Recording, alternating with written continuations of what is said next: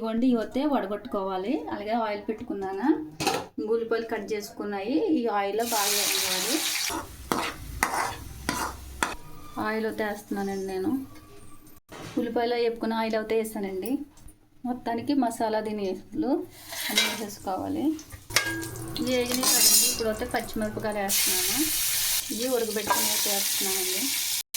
అలాగే అల్లం వెల్లుల్లి పేస్ట్, అదే రుచికి సరిపడగా సాల్ట్, కారం తగినంత, కొద్దిగా గరం మసాలా, అలాగే పుదీనా,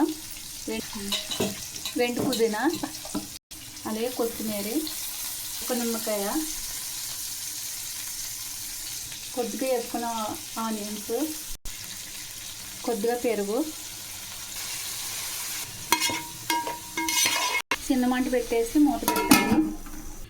అన్నం ఉన్నది కదండి, ఇప్పుడు గంజింకలు వస్తుంది కదా. ఇప్పుడు మూత తీసుకుని ఇలా తవ్వింది కదా. ఇప్పుడు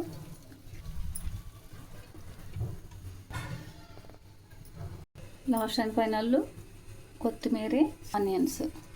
ఇప్పుడు గంజి ఆడ్చుకున్న గంజి కొంచెం వేస్తున్నాను, బొరుగు పెడుతున్నాను.